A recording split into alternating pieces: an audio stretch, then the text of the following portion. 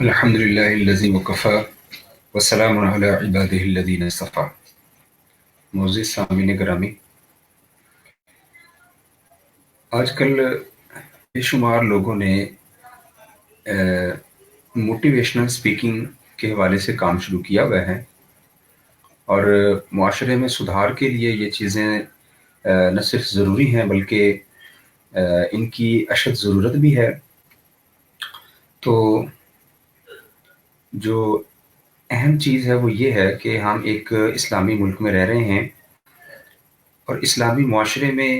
اسلامی فلاحی ریاست کے اندر ہم اپنی پرسنالٹی کو، اپنے کردار کو،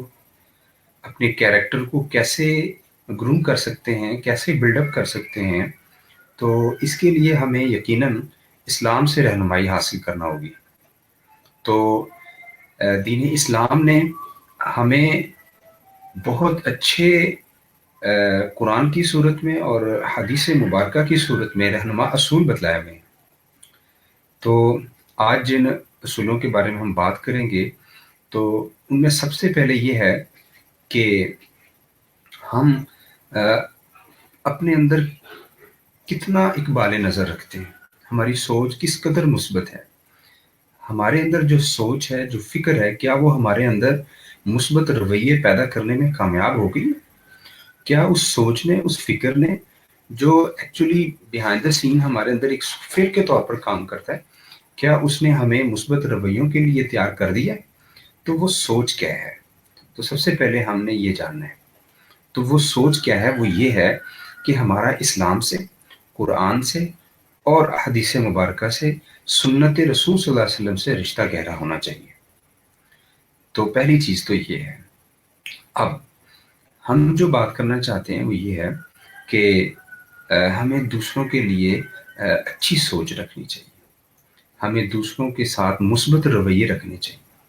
تو اس میں بنیادی بات یہ ہے کہ ہم مسلمانوں کو کس نگاہ سے دیکھتے ہیں، ہم دوسروں کو کس زاویے سے دیکھتے ہیں۔ تو جب ہمارے اندر اقبال نظر ہوگا، یا ہمارے اندر دوسروں کے لیے اچھے جذبات ہوں گے، خیر خواہی کے جذبات ہوں گے، دوسروں کو عظمت کی نگاہ سے دیکھنے کی ہم مشق کریں گے، دوسروں کو بہتر سمجھیں گے اپنے آپ سے، دوسروں کی رائے کو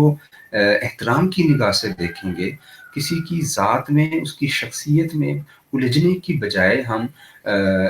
لوگوں کو عزت اور احترام کے ساتھ اور محبت کے ساتھ لیں گے، تو انشاءاللہ معاشرے میں سدھار آئے گا۔ مسئلہ یہ ہے کہ آج ہم جو نا وہ صبر کے ساتھ، تحمل کے ساتھ دوسروں کی بات سننے کے لیے تیار نہیں ہیں۔ تو میں یہ کہتا ہوں کہ اگر ہم اپنی پرسنالٹی کو گروم کرنا چاہتے ہیں، اپنے کردار میں ایک خوبصورتی لے کر آنا چاہتے ہیں، ایک نمایاں تبدیلی لے کر آنا چاہتے ہیں، تو سب سے پہلی اور بنیادی چیز وہ جو ہے نا وہ صبر ہے، کہ ہم اپنے اندر صبر لے آئیں۔ آئی بلیو کہ ہمارے جو اخلاقیات کا جو 90% ہے نا، وہ صبر کے اندر ہی جو نا وہ پایا جاتا ہے۔ تو 90% of our character depends only upon the patience, صبر۔ تو یہ چیز ہے، اگر ہمارے اندر صبر ہے تو ہم اپنے اندر برداشت کی قوت بھی پیدا کر سکتے ہیں، دوسروں کی رائے کو احترام کی نگاہ سے دیکھنا، یہ جذبہ بھی ہم اپنے اندر پیدا کر سکتے ہیں، اور دوسرے کی رائے کو، کسی کی تنقید کو بھی برداشت کر سکتے ہیں۔ تو یہ ساری چیزیں جو ختم ہوتی ہیں آ کر، وہ کس چیز پر ہیں کہ ہمارے اندر صبر کتنا ہے، دوسروں کے لیے احترام کتنا ہے، اور اسی کو استغنا کہتے ہیں نا، لوگوں کے ساتھ مستغنی ہو جانا، لوگوں سے استغنا حاصل کر لینا۔ تو ایک بزرگ ابو حازم مدنی رحمۃ اللہ علیہ سے کسی نے پوچھا ما مالک، کہ آپ کا مال کیا ہے، آپ کی جاگیر کیا ہے، آپ کے پاس ہے کیا، آپ کا اثاثہ کیا ہے، ایسٹس کیا ہیں آپ کے پاس، آپ کی ارننگز کیا ہیں، what have you earned so for. تو انہوں نے فرمایا قال الرضا عن اللہ والغنى عن الناس، کہ اللہ کی رضا اور لوگوں سے استغنا۔ تو ہم یہاں پر بالتفصیل اللہ کی رضا کے حوالے سے ہم کسی اور نشست میں بات کریں گے، یہاں پر ہم استغنا کے حوالے سے بات کرتے ہیں کہ لوگوں سے استغنا کا کیا مطلب ہے۔ اب لوگوں سے استغنا یہ ہے، دو چیزیں ہیں کہ اگر ہم کسی بھی کام کو، کسی بھی نیک عمل کو والنٹیئر کریں گے، اللہ کی رضا کے لیے کریں گے، تو وہ کام ہمارے لیے کرنا آسان بھی ہوگا، اور ہم اس کو مستقل مزاجی کے ساتھ دیر تک کریں گے۔ اور اگر کسی بھی کام کے اندر ہماری اغراض شامل ہو جائیں گی، ہم تعریف کی فکر میں پڑ جائیں گے کہ ہمارا کہیں تذکرہ کیا جائے، ہمیں اپریشیٹ کیا جائے، ہماری اپریشیشن ہونی چاہیے، ہمیں کہیں کوٹ کیا جائے، ہمارا حوالہ دیا جائے، تو پھر جو ہے نا ہم ایکچولی کسی اور کے لیے کریں گے۔ تو ایسی صورت میں ہم دوسروں کے لیے کر رہے ہوتے ہیں، اور پھر اس طرح پھر وہ کوئی بھی نیک عمل ہوگا تو اس پر ہماری جو کنٹینیوٹی ہے اور اسٹیبلٹی ہے وہ ڈیمیج ہو جائے گی، ہم زیادہ دیر تک اس کو نہیں کر پائیں گے۔ اس لیے اگر ہم کسی بھی کام کو محض اللہ کی رضا کے لیے کریں گے اور لوگوں کی تعریف کے ہم کبھی بھی خواہاں نہ ہوں گے کہ ہماری لوگ تعریف کریں، ہماری تعریف کی جائے، تو پھر وہ ہم کام جو ہے نا وہ پرماننٹ بیسس پہ جو ہے نا لانگ ٹرم اس کو کریں گے۔ تو امام غزالی رحمۃ اللہ علیہ اربعین فی اصول الدین میں فرماتے ہیں، جو تبلیغ دین کے نام سے جو نا اردو میں اس کا ترجمہ ہوا ہے، اس میں فرماتے ہیں کہ اگر ہم تعریف کی خواہش میں پڑیں گے کہ کوئی بھی نیک عمل کیا ہے ہماری تعریف کی جائے، اور شیطان اتنا ظالم ہے نفس کہ وہ بہت باریک رستے سے آتا ہے، وہ زبان سے تو نہیں کہتا انسان کہ میں اس کو دکھلاوے کے لیے کر رہا ہوں، میری شاباشی ہو، میری واہ واہ ہو، لیکن اس کے دل میں خیال آتا ہے، ابھی کام کا تذکرہ ہوا ہے کسی نیک عمل کا، کہ میرا بھی کہیں ذکر آ جائے کہ ہاں میں نے یہ کام کیا ہے، اور اگر اس کا ذکر کیا جائے، اس کی تعریف کی جائے تو یہ خوش ہو، تو اس کا مطلب ہے اس میں بھی اخلاص کی کمی ہے۔ اور اگر یہ اس بات پر پریشان ہو کہ میری تعریف نہیں کی گئی یا کم کی گئی ہے، یا مجھے کام کے بعد تنقید کا نشانہ بنایا ہے، اور اپریشیٹ کرنے کی بجائے مجھے جو ہے نا اس میں ڈسکریج کرنے کی کوشش کی گئی ہے، کچھ ایسی باتیں کی گئی ہیں، تو اس قسم کی جو سوچ ہے یہ اسی وقت پیدا ہوتی ہے جب اللہ کی رضا کے جذبے میں کمی ہوتی ہے۔ تو اور پھر یہ آدمی ان خصوصیات کے ساتھ، ان چیزوں کے ساتھ اگر کسی بھی کام کو کرتا ہے، تو اس کا مطلب ہے یہ ابھی استغنا کا جو جذبہ ہے، یا استغنا لوگوں سے جو ہے اس کی لذت سے ابھی محروم ہے، یہ اس کے اندر شخصیت کے اندر وہ چیزیں پیدا نہیں ہوئی۔ تو ہمیں یہ قطعاً بھی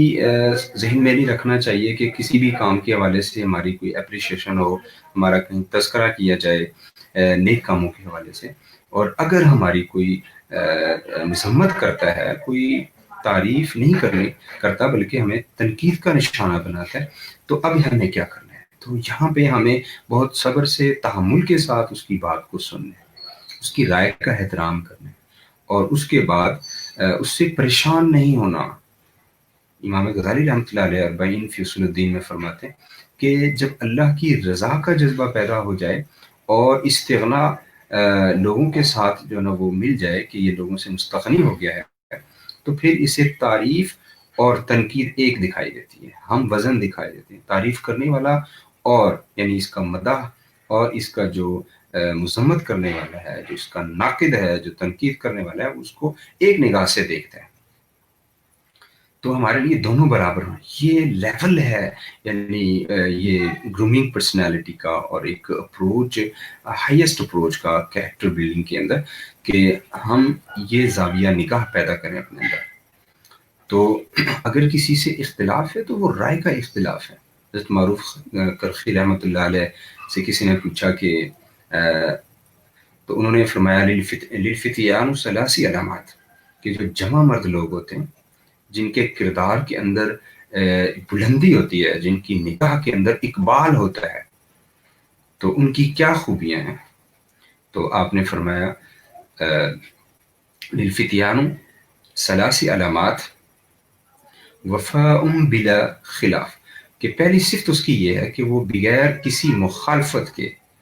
بغیر کسی جھگڑے کے، وہ اتباع کرتا ہے، پیروی کرتا ہے، فالو کرتا ہے کسی کو، اس کے ساتھ ہمدردی اور وفا کا جذبہ وہ کبھی ڈیمیج نہیں ہونے دیتا،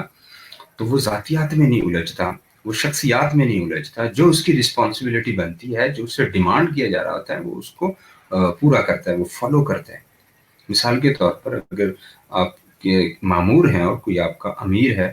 اب آپ اس وجہ سے اس کی مخالفت کے لیے کھڑے نہیں جائیں گے، یا اس کی بات کو تنقید کا نشانہ اس لیے نہیں بنائیں گے، یا اس کی تعریف اس لیے نہیں کریں گے، یا اس کی اطاعت میں کمی اس لیے نہیں کریں گے کہ وہ فلاں شخصیت ہے، کوئی خاص شخصیت ہونے کی وجہ سے ہم ان چیزوں میں نہیں الجھیں گے۔ تو اگر ہم شخصیات میں الجھتے ہیں، ذاتیات میں الجھتے ہیں، دیٹس ویری سمپل کہ ہم ایکچولی اپنے لیے خرید رہے ہیں، حسد خرید رہے ہیں، بغض خرید رہے ہیں، نفرتیں خرید رہے ہیں۔ تو اگر ہم ان چیزوں سے بالا تر ہو جائیں گے تو انشاءاللہ ہمیں وہ کردار کی عظمت ملے گی، وہ بلندی ملے گی جو ایکچولی ایک مسلمان کے اندر، ایک مومن کے اندر، ایک جمع مرد کے اندر ہونی چاہیے۔ تو آج کے لیے اتنا ہی، بہت شکریہ، اللہ حافظ۔